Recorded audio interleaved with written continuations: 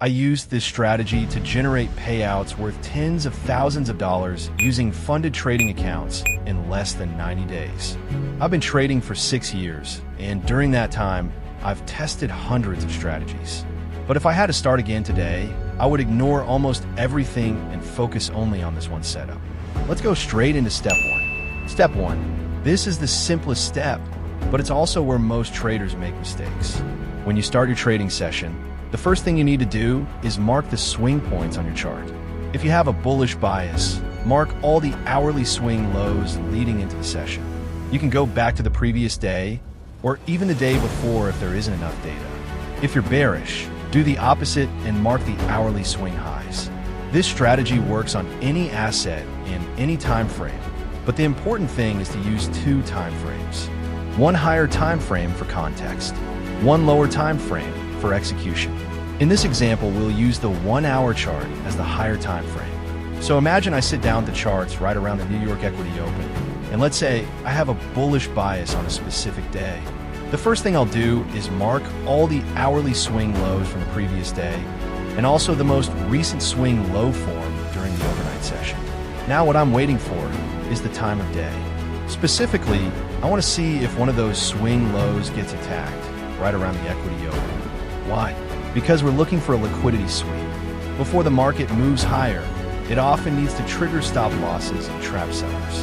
That's what we want to see. This step should take 5 to 10 minutes at the start of your session, and you can repeat it across multiple assets if you want. Once the levels are marked, the next step is to frame the trade. And this is where the difference between random trading and structured trading really shows. Step 2. This next step is what helped me go from inconsistent results to consistent profitability. Most traders learn about liquidity sweeps and immediately try to buy the exact bottom after a low is taken out. But I added one extra confirmation filter, and it made a huge difference in my trading. This filter helped me avoid bad entries and recognize when the market was actually ready to move. By using this exact approach, I was able to generate multiple payouts worth thousands of dollars through funded accounts. The confirmation we're looking for is called a swing failure pattern, or SFP. To keep it simple, if you're bullish, you want to see price break below a previous swing low, then close back above that level. If you're bearish, it's the opposite.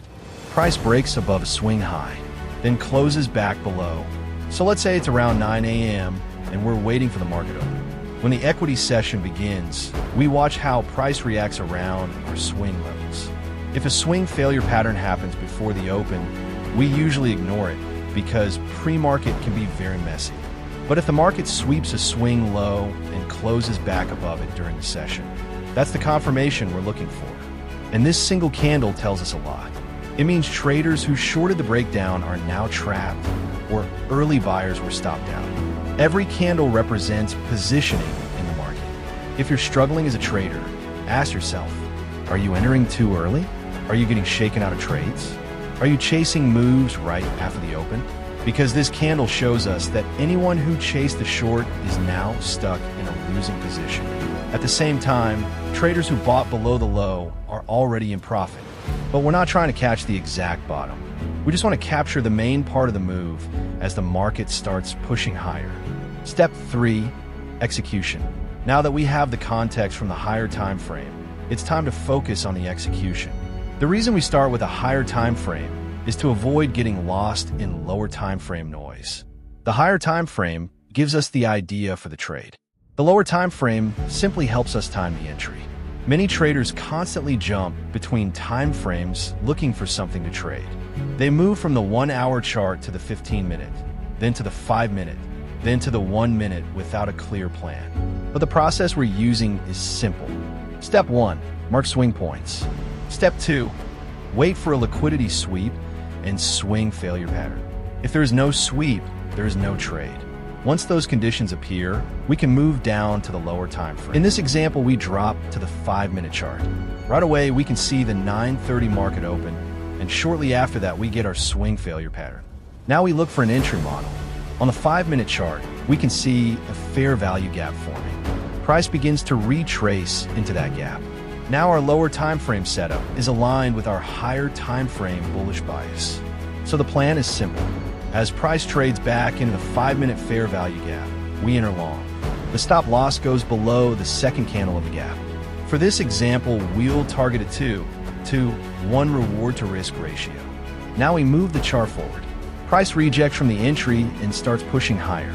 Above us, we have potential targets like the Asian session high and the previous daily high. After a small retracement, price continues moving up. Eventually, our target gets hit. This is the type of setup that allowed me to generate consistent payouts worth thousands of dollars from funded accounts. Another example, but one example isn't enough. Let's look at another day. In this case, we again mark the swing lows before the market open, around 8 a.m. Then we wait for the equity open. Monday had been a strong bullish day, so on Tuesday we expect the trend to potentially continue. Because of that, we are only interested in swing lows being swept, not swing highs. When we move forward to 10 a.m., we get exactly what we want, a swing failure pattern in the direction of the trend. This tells us once again that short sellers are trapped, so we drop down to the lower time frame. On the 5-minute chart, price retraces into another fair value gap. We enter the trade and again aim for around 2R. As price continues developing, the market pushes higher and eventually reaches the target. Managing the trade. One of the tricky parts when trading futures funded accounts is that many firms don't allow overnight positions. In one of these examples, the trade was entered around 10:20 a.m., but the final target wasn't reached until later in the evening. So if you're trading a funded account that requires positions to be closed by 4 or 5 p.m., you'll need to manage the trade around those rules. Some traders close the position before the cutoff and then re-enter after the session rollover, assuming price hasn't moved much. The key point is that the setup itself remains valid. The real challenge in trading is accepting that not every trade will reach the target immediately. Some moves take hours. Sometimes the trade goes into drawdown before continuing. What matters most is having a consistent process. Did you follow your plan? Did you execute the setup correctly? If the answer is yes, then you did your job as a trader. Sometimes the market delivers the full move, and sometimes it doesn't. But consistency comes from repeating the same process every day. You now have a simple framework for trading liquidity sweeps. But setups alone aren't the only reason traders struggle. It took me nearly 2 years before I became consistently profitable, which is why I build my trading community. Inside the group, I share everything I've learned over more than a decade of trading. If you're interested, you can find the link in the description. Thanks for watching. Don't forget to subscribe, and I'll see you in the next video.